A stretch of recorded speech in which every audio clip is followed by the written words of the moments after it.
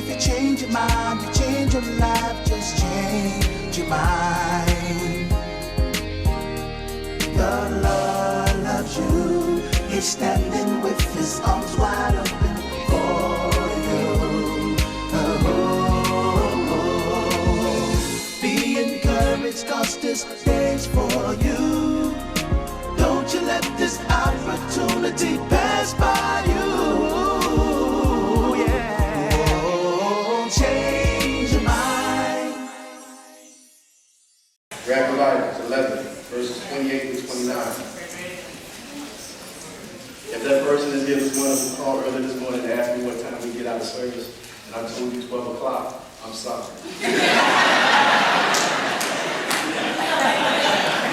The ones that called me, you seem disappointed that I told you he's going to be in church for 2 hours. I'm sorry. Oh no, God did it.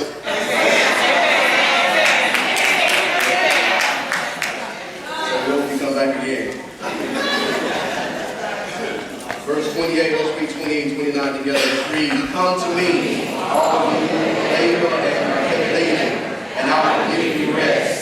Take my yoke upon you and learn from me, for I am gentle and lowly in heart, and you will find rest for your soul. All right, you may be seated. Let's get into this. Amen. God, I thank you for giving us a pleasure. Y'all ready? Grab your notebooks. I don't think we'll be here long. Amen. I love it. I love it. I love y'all. I feel safer here. We're still in the series under construction, dealing with deception on faith. This sermon is called Faith Exposes the Lie. Faith exposes the lie. Faith exposes the lie. The lie. Well, we didn't use first words. Faith exposes the lie. Let's get into this and give you some meat. Listen, y'all, you ready? At the root of all sin, at the base, at the root of all sin, is a lie.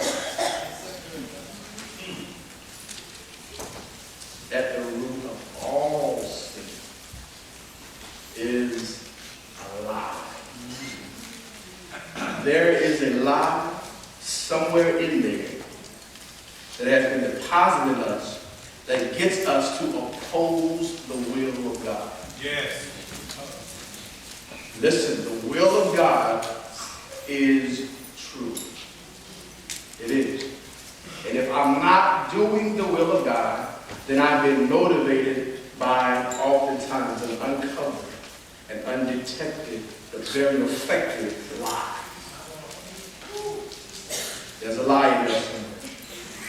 When Jesus was praying to the Father in John 17:17, he says this. He says, your word is true.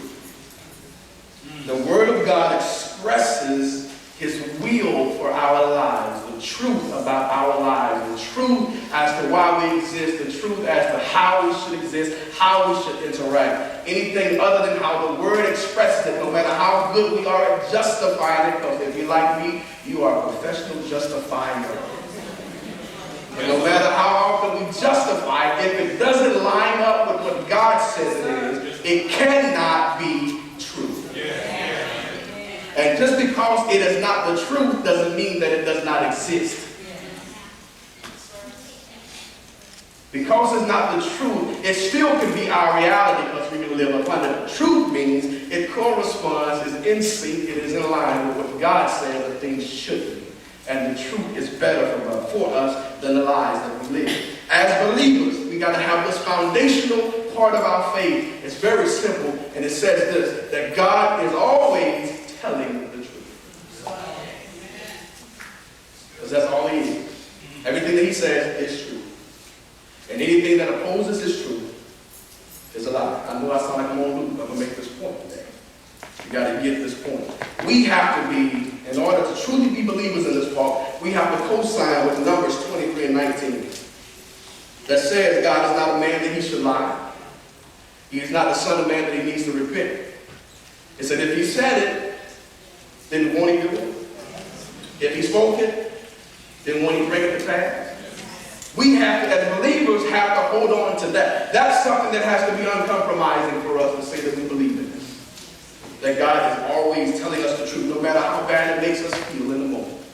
But God is saying it is the truth. So one of the things that we have to undo as we grow in our faith is that we have to keep, this is going to take your lifetime to do this, we have to keep uncovering the lies that we've been living and leading.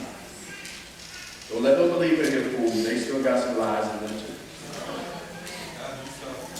And God in His grace, doesn't expose to us all at once how much is in there. Because we wouldn't be able to handle it.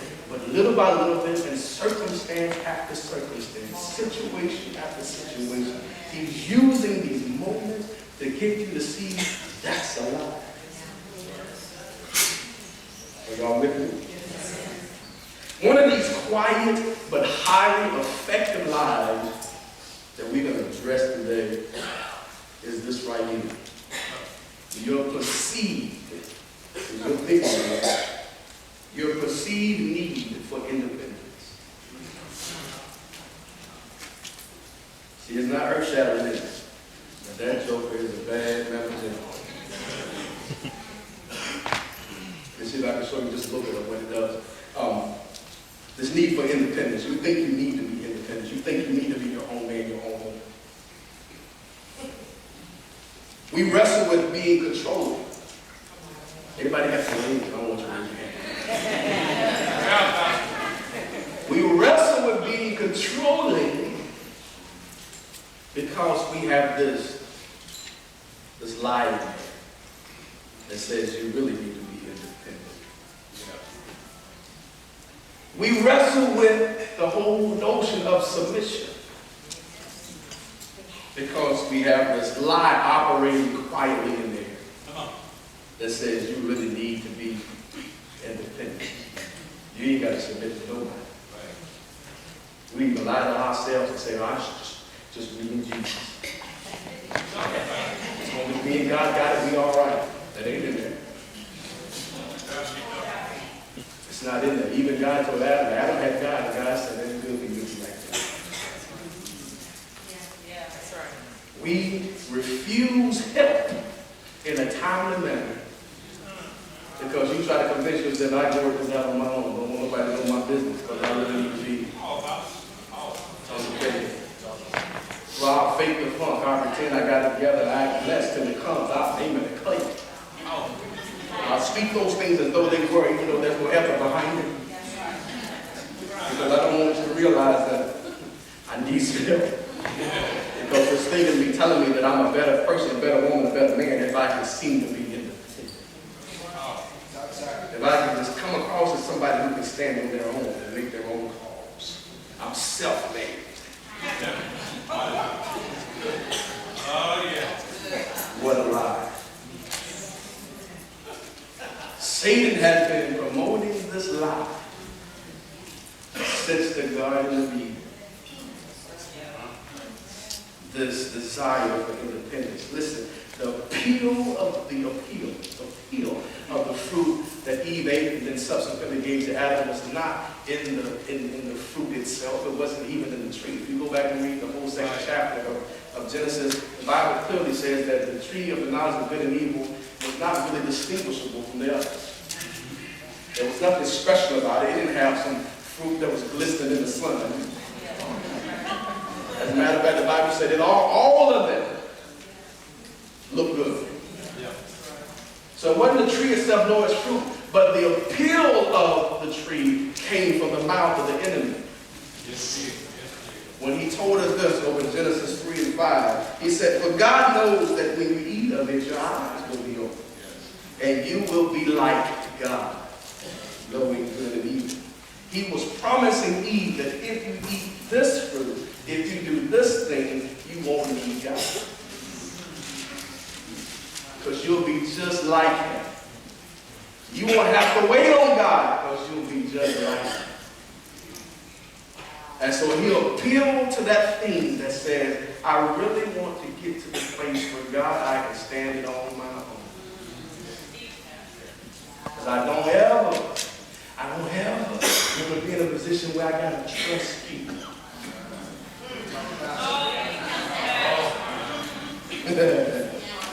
Soon as somebody hurts you, that's when he said, I got something for you.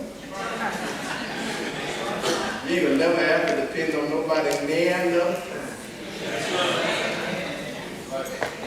So now that seed is planted. And now you're so independent. It's alive. It's alive. Listen, this is alive because we were never designed. We were not designed to be independent. It's not even up for debate. I don't care how mad you get at this point. It won't change nothing. Because your makeup, your design is your design. And the Creator put it as part of your DNA. You were not designed to be independent. Listen, our very makeup, see if I can make this simple. Our very makeup causes us, the very way that we are designed, causes us to be dependent upon something. None of us in here today arrived here complete. None of us popped out of mama's womb with everything we needed. God's design was for you to enter into this world a blank slate. I'm right about that. And what we're doing as these blank slates, we were learning from whatever or whomever we were attached to. That's why, no matter how hard you try, you still act like your people.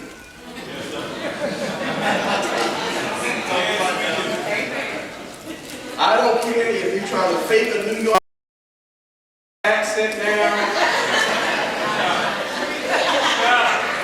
When you know you straight up out of the West. It's still going to come up out of you because you had all those formative years in their presence. And so since you were this blank slate, this human sponge, you picked up everything your environment gave you. All we got to do is make you mad and your mama jump right out. Make you mad and here come your daddy.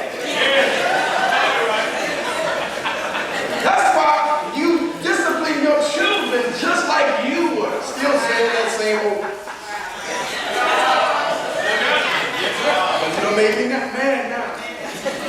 Answer me! Shut up!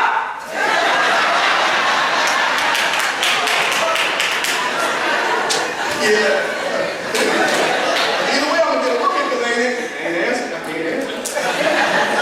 Well, now you're gonna be smart. Because it's what you see. Yeah. Because that's how we're shaped. It's part of your makeup. It's part of your makeup. I was listening to Tasha up here and I could hear all of the lessons that I've been talking coming out of her because she's been absorbing what's being said. It is how we are made. You cannot avoid it, y'all. You really can't. You really can't. You begin to change when you begin to expose yourself to new things and to new people. But then you begin to act like those new things and those new people. You still connected. There's no way around it.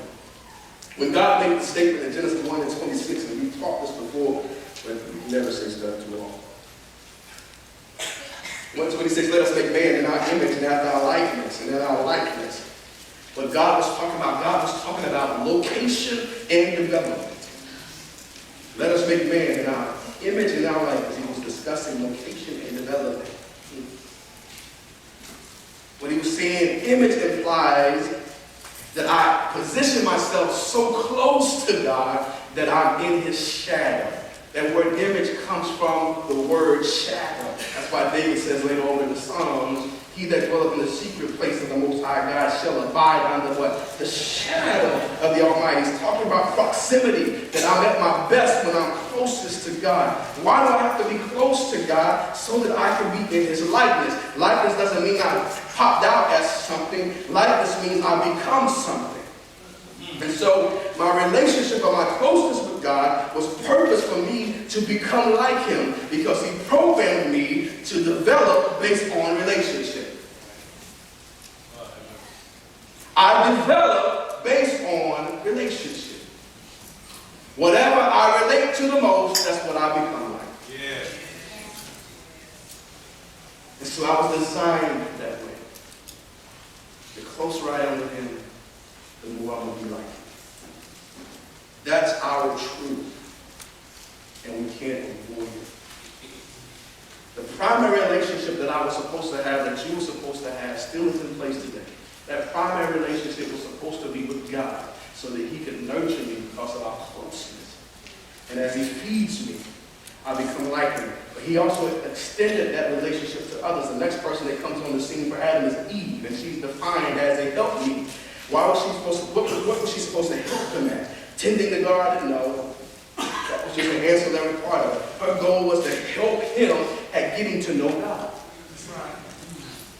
Come on, Jesus. If you've been coming to Wednesday night Bible study, we've been on relationships, particularly marriage, we've been talking about that. The role of the husband and the wife is not so that we can pay bills. It is not because we said we wanted me to have a baby, so now we need to make this thing right.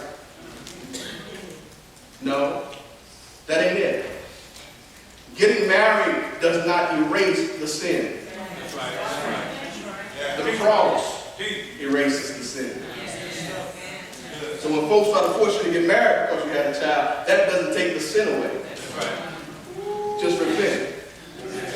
Yeah. And then learn how to get married before you jump into a marriage. Because just because they'll appeal to you enough to take your clothes off doesn't mean they're good enough to live a life for you.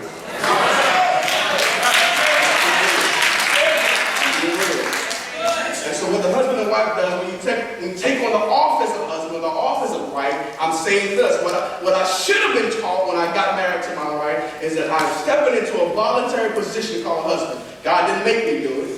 Right. I chose to do it. But under that office, my responsibility to her is to lead her into Christ's likeness. Her responsibility back to me is to help me get to be more like Christ. And then all this other stuff is a distant second. Yeah. Does it make sense? Because if we could seek God, all this other stuff would be added unto us. Yeah.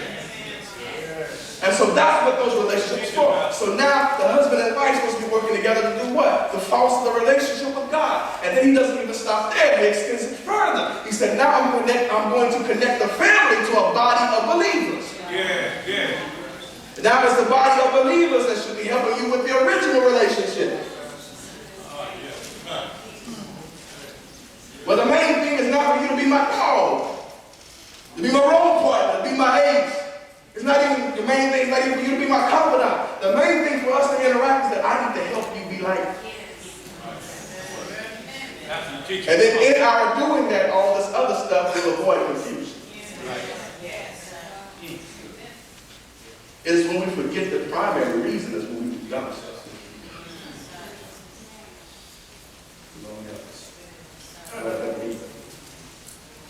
So these relationships are for the development of what? My relationship with God.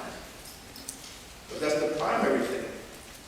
If relationships aren't helping that, then it's already out of order, and that relationship is a sin. Teach, Pastor.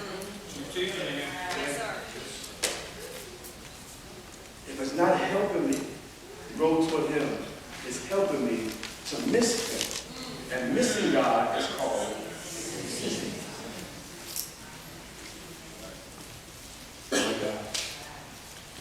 But in spite of that, Satan keeps selling this lie of independence, knowing very well that you can't live independently.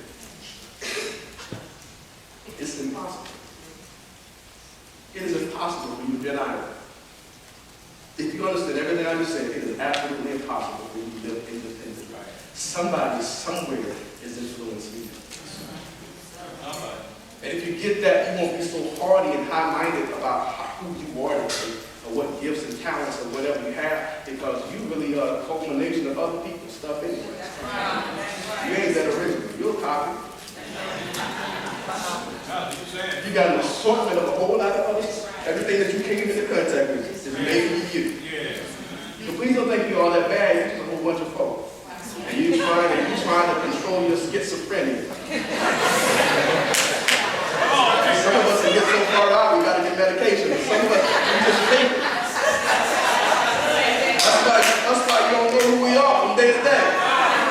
Today I'm my dad, today I'm my mom. Next week I might be my last girlfriend. I might be.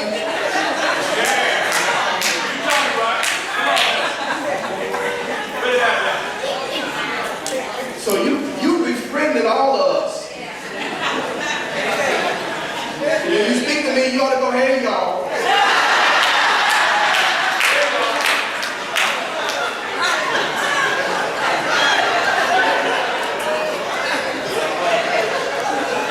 That's what it is. That's what it is. That's who I am. You will automatically connect to someone or something. And Satan knows this, that if you leave God, even in a moment, if you leave God because of a lie, you automatically begin a fellowship with Him. Because He is the Father of lies. He is the progenitor, the beginning. That's His contribution to society. Lie. And so when I move away from God, also the lie that I know is a lie, even if I don't know it's a lie, I'm now beginning a fellowship with that Father. And being the creator of lies, you know what He has to do? He now feeds that lie with additional lies. Anybody has some order for me in your life that you tell one lie, you got to tell it now? This is what they were talking about, because a lie can't exist unless it's connected to more lies. Because the opposite of a lie is truth. And truth exposes the lie. So in order for a lie to stay in place, it has to be fed with more.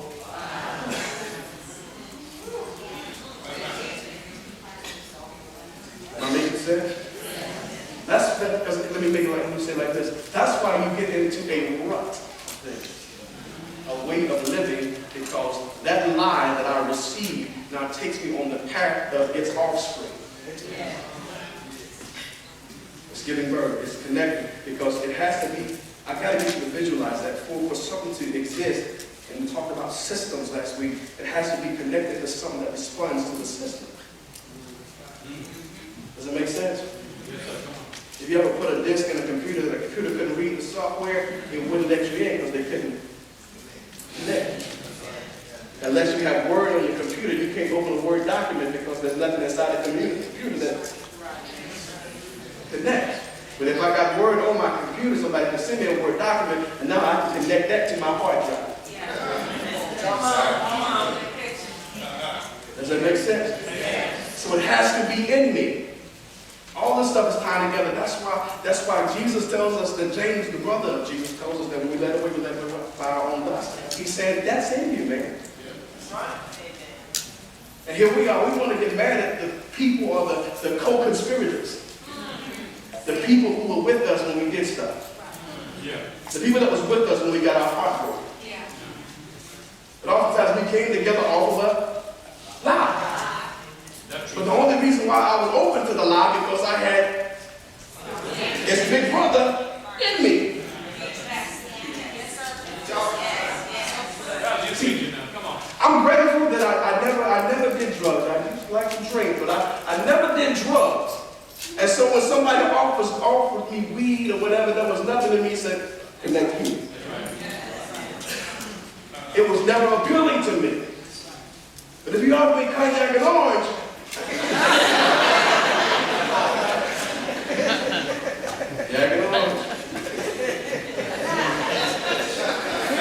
mild water. Because it was already.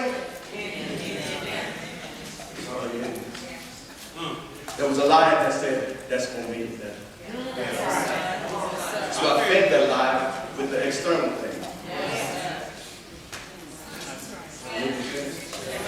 The lie was the alcohol. The lie was that it can make it better.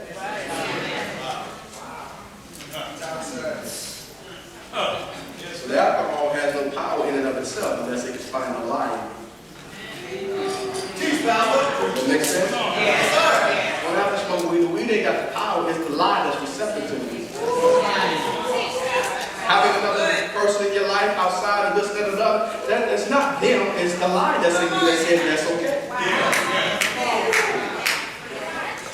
If I don't have the lie, it has no appeal. That's real talk. I have absolute, you can put crack in front of me all day. I'm like, oh, please. Ain't nothing in me want that. But I got some other stuff I won't even tell you. But if you put that in front of me, I got to struggle.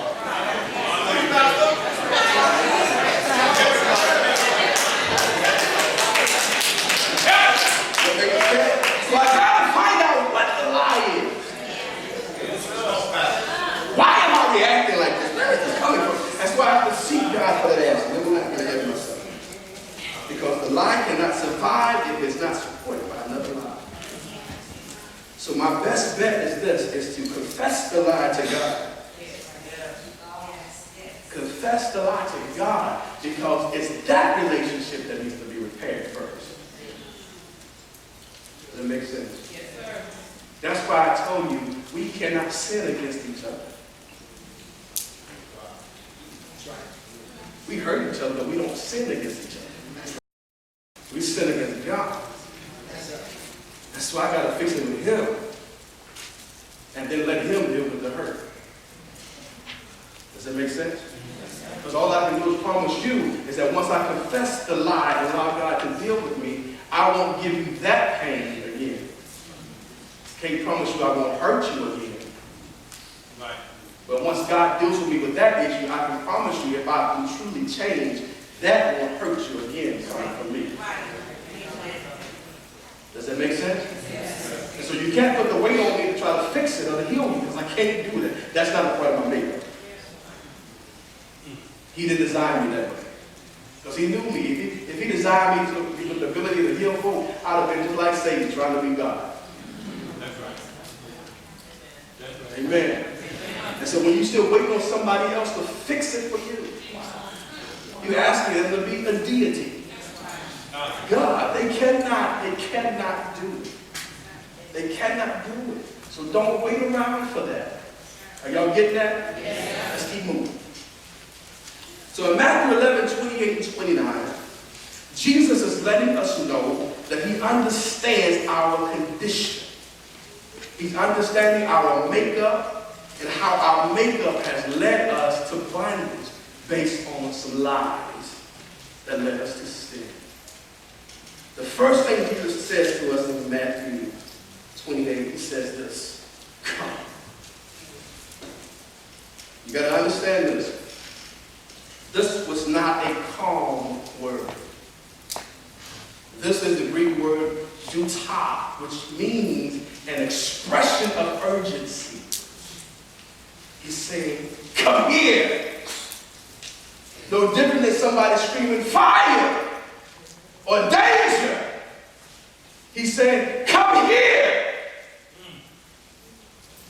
Not as if it's an option. He said, I'm trying to get your attention. I need you to come now. Why? Because you are in danger. I see you building a life off of lies. It's no different than a parent who sees their child walking toward the road. You don't sit back and look, baby. You don't do that. Come here. Here. Where He's trying to get you right back here beside me where you belong. Come here. Who's He yelling this to? All ye that labor and the heavy laden. You want to figure out who's He hollering at? The ones who labor and the heavy laden. Let's break that down.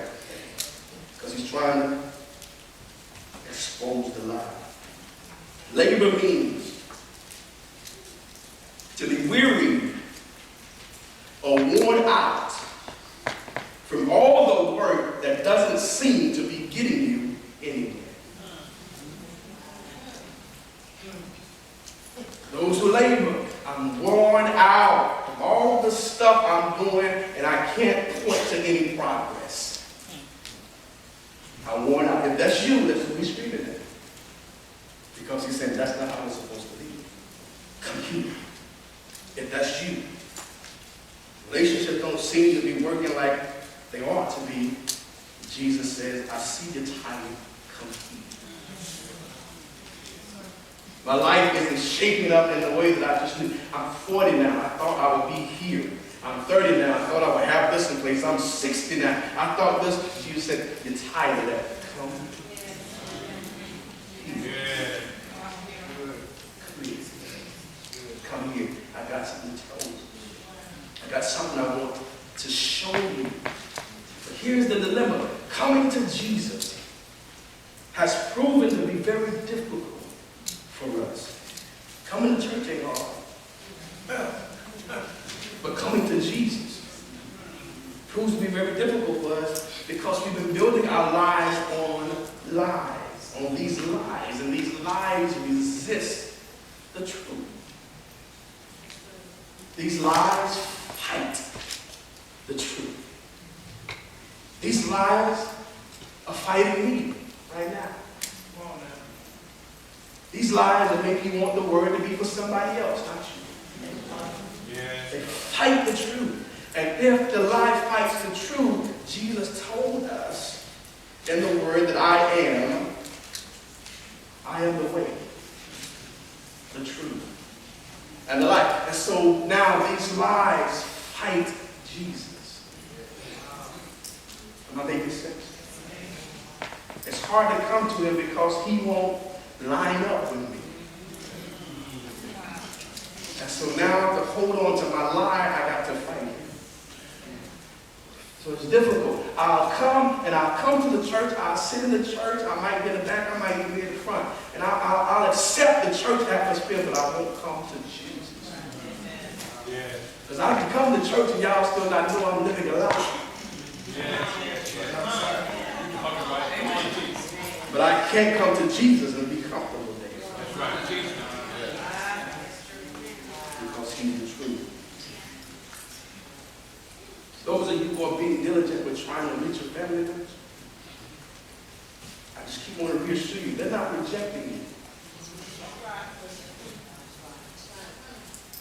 You keep bringing them truth. And you think they're fighting you, but it is the lie in them that's fighting the truth. You will become more effective at reaching people. Watch this.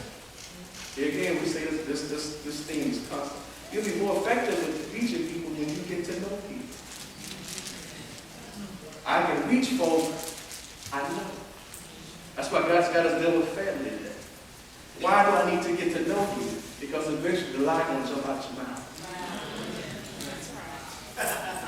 Eventually you're going to show me why you do what you do. And now I can give you word for that lie. I told you we got to stop doing drive-by evangelism.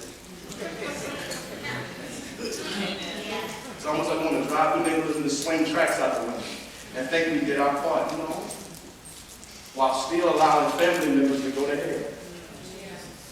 I know you. And so instead of being mad at your parents, instead of being mad at your spouse, instead of being mad at each other, I'm going to listen more closely to try to find a lesson to the lie. What's the lie that's keeping us here? What's the lie that's tying down our finances, tying down our relationships, tying down our ability to parent? What is it? Because if I can get my hands on that, Holy Spirit, if you can lead me to that, then I can give the truth to counter that. We keep throwing generic stuff at folks and we wonder why they're resistant, because they build up an inoculation to it. They're fighting it. But if you can get specific on it, as intercessors should be, because we talk to God about what is needed, not what we think. And now I can give you the word. So Jesus has my attention because now he's pointing out my condition. He sees that I'm tired. And he chips away from it a little bit further, chips away my resistance by telling me why I'm in this condition. He says, I'm lazy. labored or I'm weary because I'm heavy laden. What does it mean? Don't be intimidated by this definition. Break it down. It means this: to have unwarranted precepts placed on you. Unwarranted. U-N-W-A-R-R-A-N-T-E-D. Precept. P-R-E-C-E-P-T. Precept. I'm having unwarranted precepts on you. The word precept means this. A precept is a command. It's a command. And here's the funny thing about this. Even when I'm trying to be independent, I'm still following a command of the enemy. Because he told me to be. So in my quest to be independent, I'm still being told. I'm still being told what to do. So Jesus says, you got some commands on you, but they're unwarranted. Unwarranted means this, that they don't lead to the truth. In other words, they aren't panning out. Many of us, even now, if we can get honest for a moment, is that the things that we've been building our life on is not panning out. The results that you were promised on the front end never showed up. What happens is that we have this thing inside of us that psychologists call escalation of commitment. What that means is that once we get into something, we can be too tired to back up out of it, so we escalate our commitment to it even though it's killing us. I'd rather die doing the dumb stuff than admit I'm being dumb. Does that make sense? So he's telling you, check your life. Is this stuff working out for you? Your way of doing it, is it really working out? Have you found joy with it yet? Have you found peace with it yet? Or do you have to keep pumping it in your veins? Do you have to keep doing it over and over again to have those moments of peace that last into greater moments of darkness? See, he doesn't tell you that. He doesn't tell you that those moments of joy is going to lead to years and years of guilt. He doesn't tell you those little moments of indiscretion is going to have you looking over your shoulder, wondering when the hammer's going to fall. And so it feels good for a blink of an eye. But then I got a lifetime of dragging it behind me. There's one of it that's going to spring up and grab me. He doesn't tell you all that. It is unwarranted. It does not do what it's called to do. If that's you, that's what he said, that's the one I want. If you're looking at your life today and you can see that you got all these things, you got all this can't help it. All these can't help us. I can't help it with this. I can't help it be here. I can't see to come out of this. He said, they're not producing. You've been told to do it, but it's not producing what you thought it would. Come here. You're the one I want. Quit acting like you got it together. Come here. You weren't made to function that far away from me. Come here. That is not even your design. Because if you leave my camp, you go right into another camp. Come here. There is no middle ground. There's no place for independent folk. Everybody's own. That's why he called himself Lord. Come here. We got to get that. And so here's what Jesus does for us. If we'll listen to him, we'll admit that. God, I'm tired. And Lord, I see this stuff ain't painted out. What do you want me to do?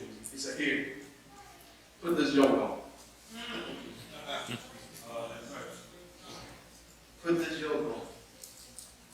He said, I got stuff I want you to try on. He said, I'm not going to tell you. He said, I'm not going to lie to you and make you think we get to a place of independence. And some of us, even in the church, think that. We think that if we can study the word enough, we get to a point where we don't need nobody else. You're still living off the lie.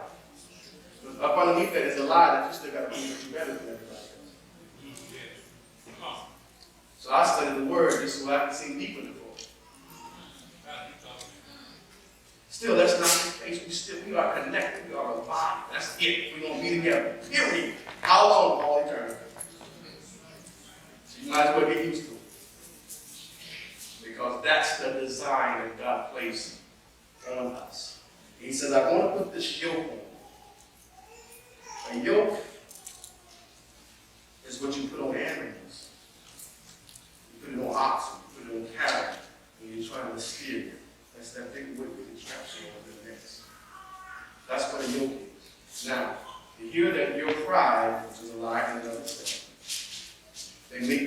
anything that's beneath you. But the deal is we were made for this.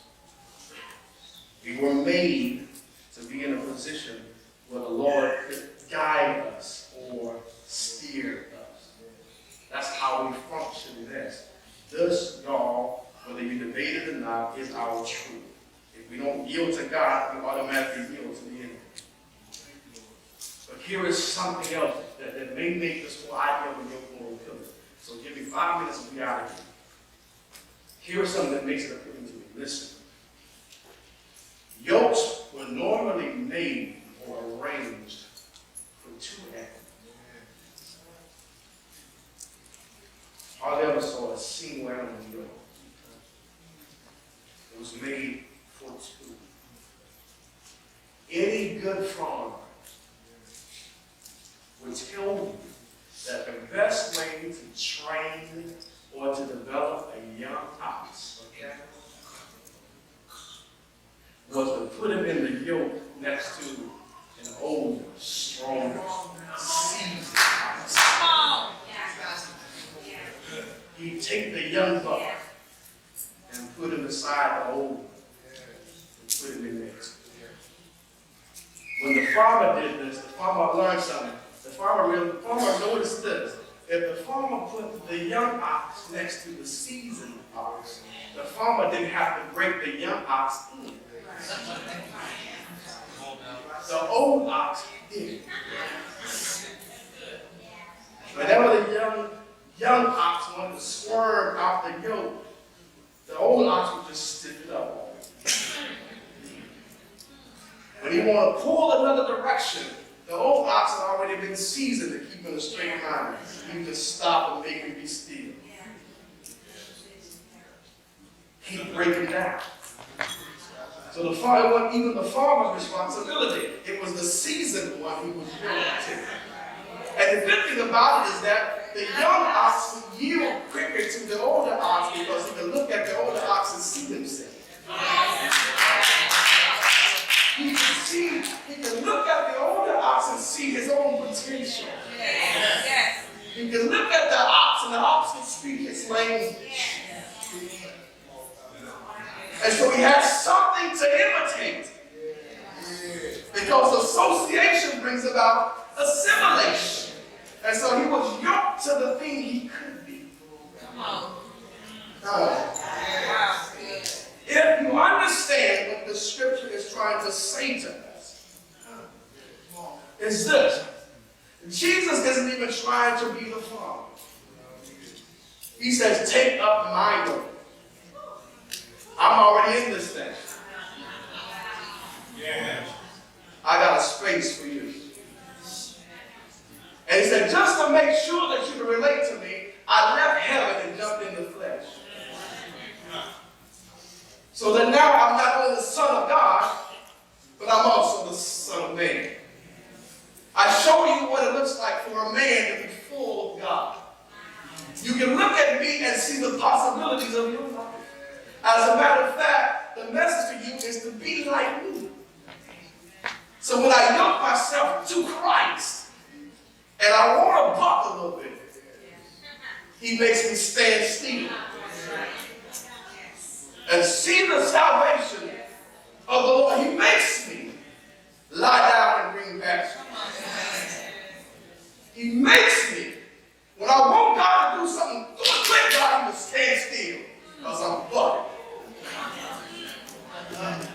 When are you going to show up? Once you get still.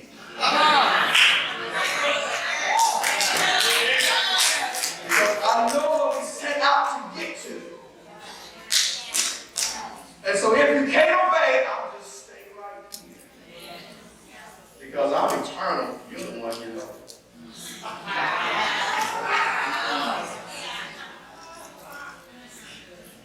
And the thing is, he says, I want to be hooked to you, joined with you, joint heirs, connected with you. He said, I'm not trying to steal the thing. He told us over in John 15:1, he said, the Father is the husbandman. He said, the Father is the farmer. And what he is doing in your life, I'm sorry, I'm done. The Father's steering. Because the Father knows the plans He has for me. And so the Father takes me into circumstances and situations. He leads me into dry places. He leads me into the valley of the shadow of death. He leads me into wildernesses for 40 days. He leads me into relationships that I can't figure out how to do it like God. He leads me into this, that, and the other. And then what happens is that in those moments, the lie gets exposed. Wow. My emotions go crazy because of a circumstance, because of a situation. And I want to panic. But if I'm yoked to Christ, I've got the word not just next to me, but in my ear. You know why? Because faith cometh by hearing. And so He wants to be in proximity yet again. I need you back. And He said, come here. He said, get your neck in the wheel. Let me put this thing around you so that as we're steered through life, because you're going to go through some stuff whether you're with me or not. But if you're with me, I can give you an explanation of it so that we can expose the lie. I'm not sending you through stuff just to do it. I'm sending you through stuff just to expose what's in you. And so if you come to me in those moments, then I can give you the truth so we can finally remove the lie. I can show you in moments of despair that you can't overcome anything because you're more than a conqueror. But until we get in those moments, I can't help you. We talked about this in Bible study over Psalm 91. I think I alluded to it a few minutes ago. He didn't know the secret place of the Most High God in the Bible and Sabbath Mike. Everybody loves that part, but nobody likes the last few verses. Go back and read the 91st Psalm. David talks about all the stuff he wants until he gets to the 14th verse. Then the 14th verse, God starts telling him what he's going to do. God told David this. David said, I want to hide. That's what that's about it.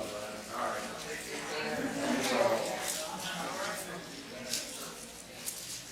Look at what God said down in the 14th verse. When David talked about hiding, God said this, because He has set His love upon him.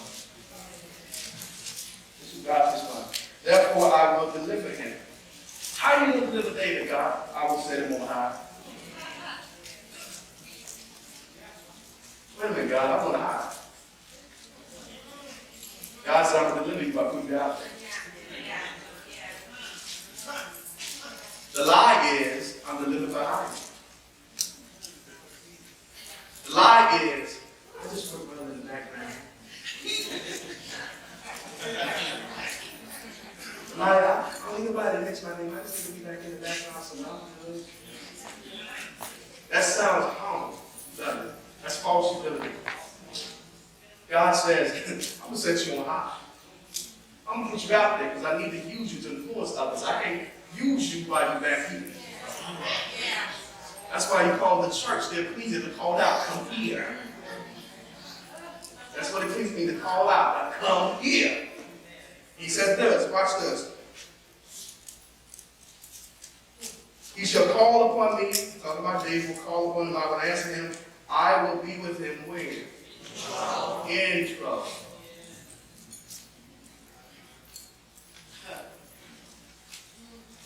Sometimes the word that he won't cuss.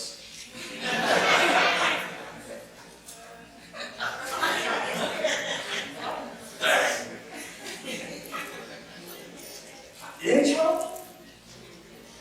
I'm calling on you so we don't have to go through it.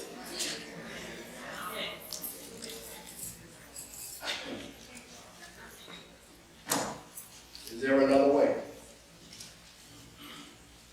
God says, I will deliver him and I will honor him. I will bring him through.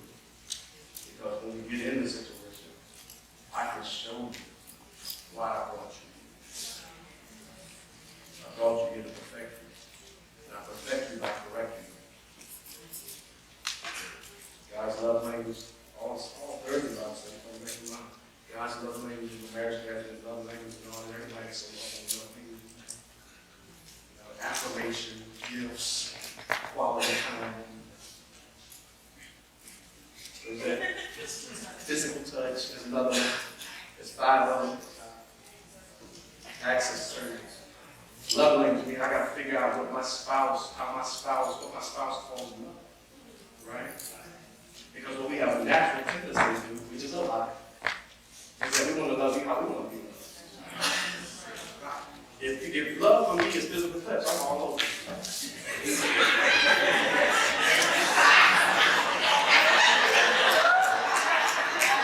I'm trying to show you what I want you to do better. But that's what I do. And I can't understand why you're like, because they might want quality time. They're like, I'll let you touch me when you give me some time. And so we have to learn each other's love language. And so when if I listen to you and what you tell me you need, I give you what you need, then you more freely give me back what I need. And oh, every day.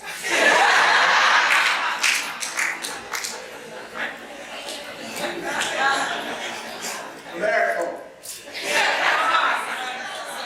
But God has a love language. God has a love language. It ain't one of those 5. God's love language is obedience.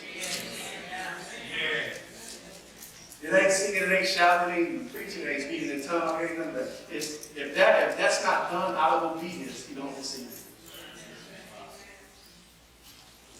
And then what he gives back to us is correction. I show God I love him through my obedience, and my obedience allows him to correct me. And we do it, it's reciprocal. You tell him to do something else, I do it. Yeah, how bad it hurts.